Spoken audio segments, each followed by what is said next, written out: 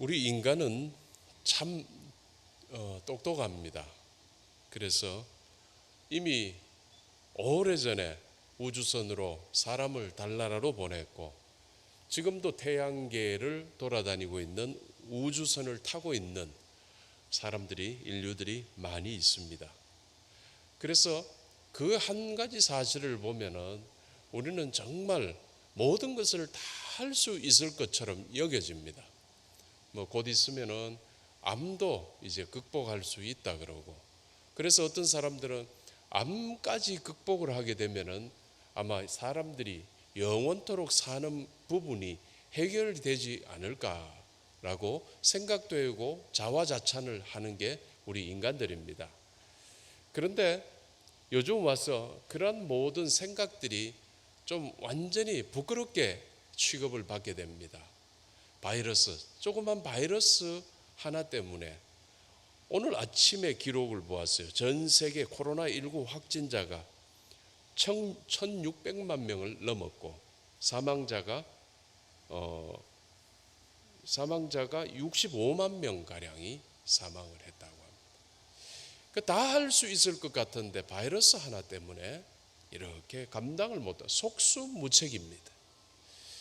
또 며칠 전에 있었던 우리 남부 지방의 비 같은 거, 여러분 비 오는 거, 비는 사실 사람들끼리 즐기기도 하고 할 수 있는 그런 자연의 현상이지만은 부산이라는 그런 국제적으로 큰 대도시에서 비 때문에 사망을 하고 되고 이런 일들이 벌어지는 거죠. 그러니까 보면은 사람들이 똑똑하고 사람들이 극복하고 도달할 수 있는 부분은 어느 정도 정해져 있는 것 같아요. 그래서 결국은 도달한다고 해도 그 다른 거에서는 속수무책인 거예요. 그러니까 결국은 뭐냐면은 하나님께서 주신 선을 넘지는 못하는 것 같습니다. 우리가 아무리 발달하고 정말 더 뛰어내진다 해도 그 선은 못 넘는 것 같습니다. 자연이라는 게 이렇게 큰 규모로 우리에게 닥쳐오게 될 때 우리는 자연에 꼼짝을 못하는 거예요. 그런데 그 자연을 만드시고 자연 너머에 계시는 하나님을 우리가 안다는 것은 사실은 불가능한 일이죠. 그런데 하나님께서는 우리에게 하나님 당신을 계시하신 역사를 가지고 있습니다. 지난 시간에도 말씀드렸다시피 계시라는 것은 보이지 않고 볼 수 없던 것을 보여주는 것을 말합니다. 하나님께서 보여주는 것. 선에 도달할 수 없고 선을 넘을 수 없는 우리들에게 하나님께서 선을 넘으셔서 우리에게 오시는 것입니다. 그게 계시였습니다. 예수 그리스도께서 하나님의 계시였고 성경이 하나님의 계시입니다. 예수 그리스도께서는 인간의 몸으로 오셔서 보이지 않고 볼 수 없는 하나님을 우리에게 보여주셨던 하나님의 계시였고 성경은 이해할 수 없던 하나님의 뜻을 우리에게 알려주신 하나님의 계시입니다. 그래서 우리는 예수 그리스도를 보면서 하나님을 보게 되었습니다. 또 성경을 읽으면서 하나님의 뜻을 알게 되었습니다. 그런데 이렇게 우리는 하나님의 계시를 은혜로 받았건만 여전히 우리는 하나님의 뜻을 알고 하나님을 보았는데도 하나님의 자녀답게 살지는 못하고 있고 하나님의 뜻과는 상반된 인간의 삶을 온전히 살고 있는 듯합니다.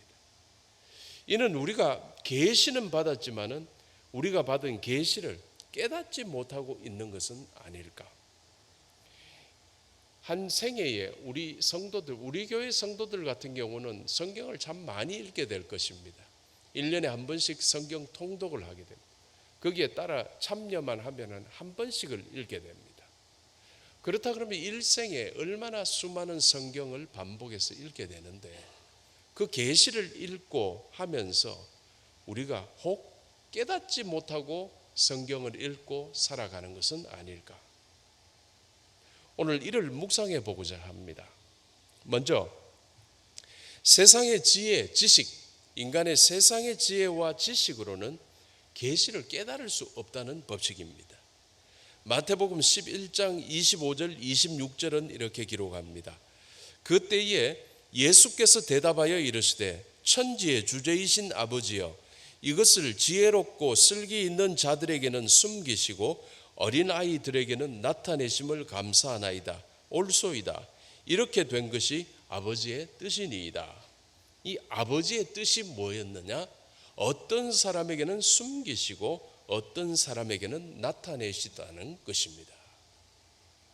지혜롭고 슬기 있는 자들에게 숨기셨다라고 분명히 말씀하고 있습니다.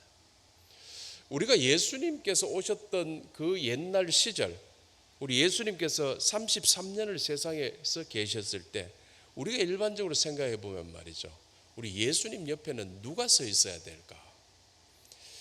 제가 대학 다니던 시절에 그때였던 것 같아요. 한 번은 그 광화문 쪽에 볼 일이 있어서 갔다가 차를 못 잡아가지고 밑으로 남대문 쪽으로 걸어 내려온 적이 있는데 제가 참 희한한 장면을 하나 봤습니다. 그때 삼성그룹 본관이 그 서소문 쪽 그쪽에 있었습니다. 그런데 나는 깜짝 놀랐어요. 그 굉장히 높아 보이는 듯한 차림을 한 사람들이 일렬로 쫙 도열을 해 있는 거예요. 그래 나는 그렇게 구경하고 있었죠. 그때 삼성그룹 회장이 퇴근하더만요. 그러니까 일반 직원이 아니고 아주 높은 급들이 나와서 일렬로 도열해서 딱 회장 퇴장할 때 딱 기다리고 있더라고요. 보기도 좋았지만은 동시에 그때도 생각해 본 적이 있었습니다. 우리 예수님께서 오셨을 때 예수님 옆에서 도열해 있어야 됐을 때 인간들은 누구였을까라고 생각하면 여러분 우리는 일반적으로 생각해 볼 수 있어요. 학식 최고인 박사들이 붙어 있어야 되고 최고의 권력을 가지고 있는 권력자들이 붙어서 있어야 되고 또 모든 세상의 모든 것을 다 가진 듯한 부를 가진 부자들이 참 붙어 서 있어야 돼요. 예수님을 도열해 서서 예수님의 길을 그들이 인도했었어야 돼요. 그게 어울렸었을 거예요. 왜냐하면 우리 예수님은 창조주 하나님이십니다. 또 우리 예수님은 구속주 하나님이십니다. 지금도 우주 만물을 운영하시는 경영자이십니다. 조그만 삼성그룹 하나의 회장 때문에 그 모두가 난리법석을 피는데 우주를 경영하시는 경영자 예수님 옆에는 온 천하에 그중 힘 있다고 하는 모든 사람들은 다 도열해야 되죠. 실제로는 어땠는가? 이 땅에 오셨던 하나님 예수님 곁에 도열을 하고 당신과 옆에서 있었던 사람들의 면모는 그런데 박사들도 아니었고 부자들도 아니었고 권력자들도 아니었고 어부와 세리였더라라는 것입니다. 당시 사회적으로 굉장히 약자들, 인정받지 못한 자들, 그냥 쳐다보지도 않는 그런 사람들이었습니다. 그래서 당시에 배운 자들 그리고 가진 자들, 힘 있는 자들이 주님을 싫어했더라는 거예요. 자기들하고 주님께서 같이 지내셨으면은 주님을 그래도 대접했을 수 있는데 자기들이 상대를 안 하는 사람들을 주님께서 좋아하시고 그들과 함께 계셨기 때문에 결론적으로 주님을 싫어했더라. 왜 그랬을까? 자기들이 제대로 대접을 못 받았다는 거예요. 원래 우리 메시아 옆에는 자기들이 서 있어야지만이 메시아의 영광을 함께 누리게 되는 건데 그들보다도 더 힘없고 나약한 자들을 불러서 더 가까이에 세우셨기 때문에 자기들이 다가갈 수가 없었더라는 거예요. 자기들이 대대로 대접받지 못했던 부분 때문에 주님을 싫어했습니다. 지금도 다를 바가 없겠지만은 그들은 세상의 지식과 세상적 지혜를 자랑하는 지배층이었습니다. 그러면 또 왜 그들은 예수님을 또 대적을 했던가? 예수님을 달아서 십자가에 죽이셨어요. 싫어하는 걸 넘어서 죽였습니다. 그것은 예수님의 설교와 예수님의 사역이 자신들이 영위하고 살아가고 있는 삶을 송두리째 부정하는 것 같은 듯이 들렸습니다. 다 버리라는 듯이 들렸고 다 팔아서 남에게 주라는 듯이 들리니까 도무지 해낼 수가 없던 것으로 여겨졌습니다. 또한 자기들이 자랑이기도 했던 그 지위 얼마나 자랑스러운데요. 때가 되면 진급하면 자기들 친구들끼리 호텔 뷔페에서 모여서 축하연을 열고 그랬던 것을 번갈아 가면서 하면서 뽐냈던 그 지위와 그리고 학위, 학문 이런 것들이 오히려 올가미가 되는 거예요. 그래서 예수님을 온전히 바라볼 수 없는 시력을 만들어 버렸던 거예요. 니고데모, 아리마대 요셉 같은 사람들이 있었습니다. 부자이면서 또한 공회원이면서 상당한 권력을 가진 사람들이 예수님의 숨겨진 제자로 있었지만 이 사람들이 몇 명 안 됐어요. 그 수많은 사람들 중에 니고데모, 아리마대 요셉 같은 사람 두 사람이 이야기가 되고 있을 정도로 전부가 지배층들 전부가 주님을 싫어했고 주님을 거역했다고 볼 수가 있는 거예요.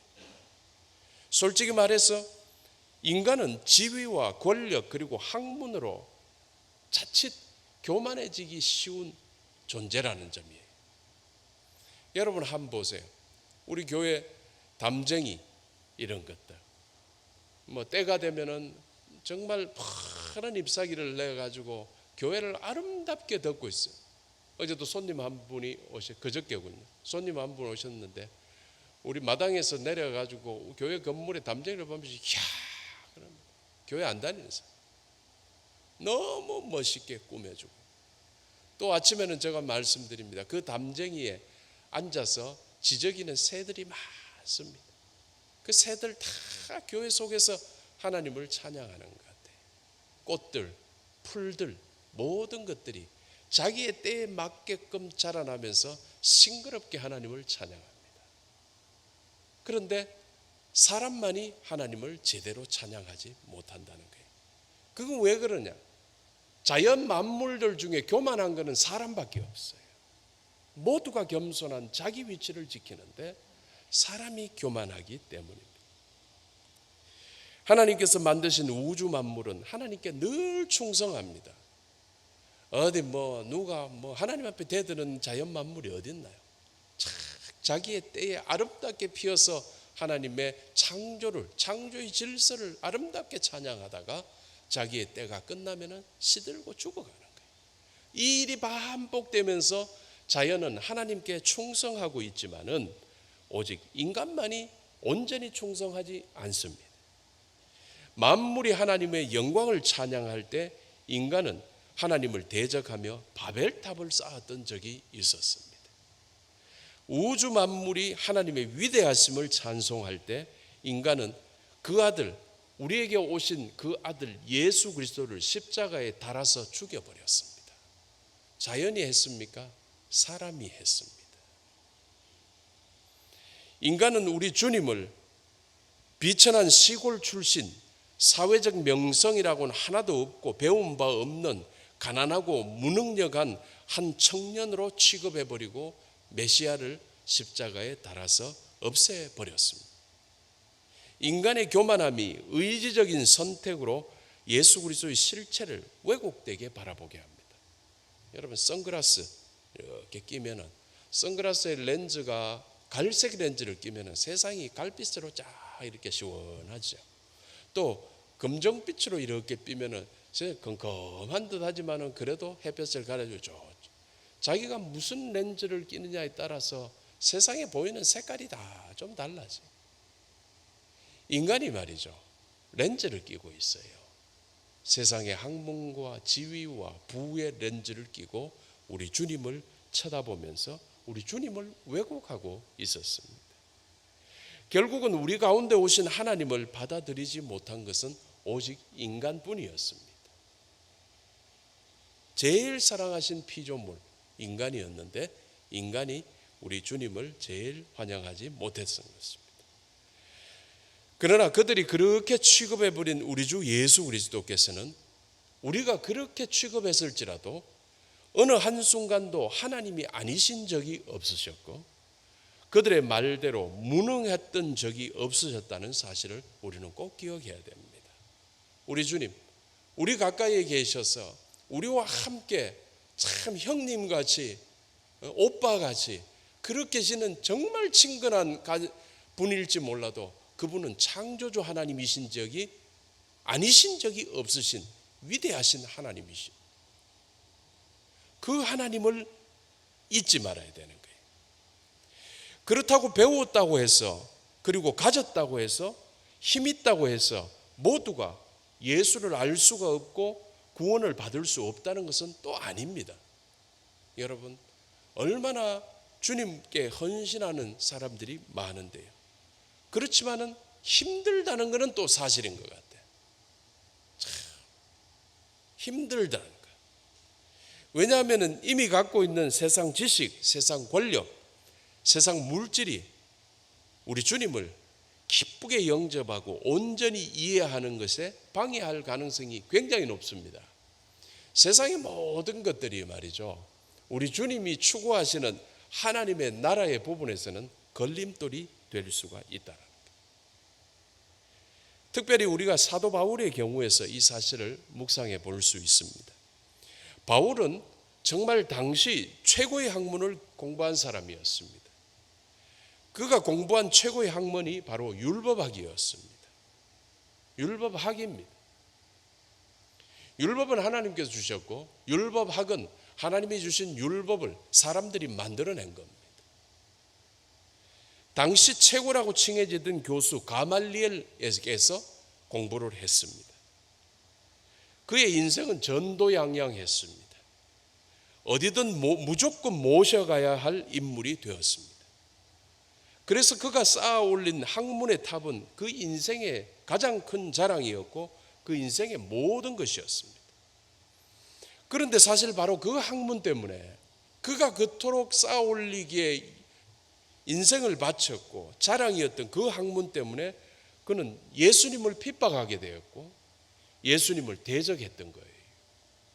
여러분, 그만큼 열심히 율법학을 공부한 사람이 없는데 그가 정말로 율법학이 정말로 바로 되었다면 예수를 위해서 목숨을 버렸어야 됐지만은 예수님을 핍박하고 예수님을 대적했던 결과를 만들어냈다. 자신의 학문의 입장에서 보았을 때 예수는 완전 이단자였기 때문에 이 이단을 그만둘 수가 없었어. 이렇듯 율법학에 대한 신념으로만 살아가던 그가 율법의 완성이신 예수님을 드디어 만나게 됩니다. 이단자 예수를 믿는 자들을 체포하기 위해서 가다가 바로 그 예수님을 실제로 만나고 난 다음에는 그는 자신의 자랑이었던 모든 지식과 학문 마치 배설물처럼 여겨졌다라고 표현하고 있습니다. 여러분, 배설물, 똥, 오줌을 이야기하는 겁니다. 그래서 빌립보서 3장 7절에서 9절에서는 이와 같이 기록했습니다. 그러나 무엇이든지 내게 유익하던 것을 내가 그리스도를 위하여 다 해로 여길 뿐더러 또한 그 모든 것을 해로 여김은 내 주 그리스도 예수를 아는 지식이 가장 고상하기 때문이라. 내가 그를 위하여 모든 것을 잃어버리고 배설물로 여김은 그리스도를 얻고 그 안에서 발견되려 함이니 했습니다. 이걸 가지고 있으니까, 율법학의 그 공부 모든 것들을 다 가지고 있으니까, 자기의 지위를 가지고 있으니까 예수를 제대로 볼 수 없더라. 그래서 이 모든 것을 똥처럼 버려버리고 싶다. 성도님들, 만약 지금의 우리의 생각이 그때 바울의 생각과 같지 않다면 우리도 예수님을 온전히 이해하고 있지 못한 상태입니다.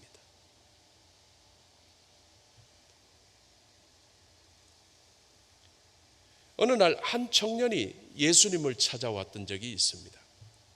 성경이 그를 부자라고 이야기했고 관리라고 표현을 했습니다. 그러면 물질적으로 가진 게 많고요. 그리고 세상 권력이 있는 사람, 한마디로 전화 한 통이면 뭐가 다 해결이 되는 사람일 수 있어요. 그가 예수님께 어떻게 해야 영생을 얻겠습니까? 라고 질문했습니다. 그때 예수님의 대답은 이러했습니다. 마태복음 19장 17절에서 19절인데 네가 생명에 들어가려면 계명들을 지키라. 살인하지 말라, 간음하지 말라, 도둑질하지 말라, 거짓 증언하지 말라, 내 부모를 공경하라, 내 이웃을 내 자신과 같이 사랑하라 라고 이야기했습니다. 이거 들어보니까 자기가 그동안 다 지켜오던 거거든요. 다 지켰습니다. 그러면서 이야기했던 게 뭐냐 하면은 아직도 부족한 부분이 있습니까? 그래서 예수님께서 이 상황을 통해서 지금 이 청년은 율법 준수자였어요. 다 지켰어요. 그걸 넘어가는 부족 부분이 뭐였는가? 그게 바로 복음이에요. 지금 이가 복음으로 접근을 하고 있는 거예요. 자기 스스로가 이야기하는 거예요. 나에게 다 지켰는데, 율법을 다 지킨 듯한데 나에게 부족한 게 있습니까?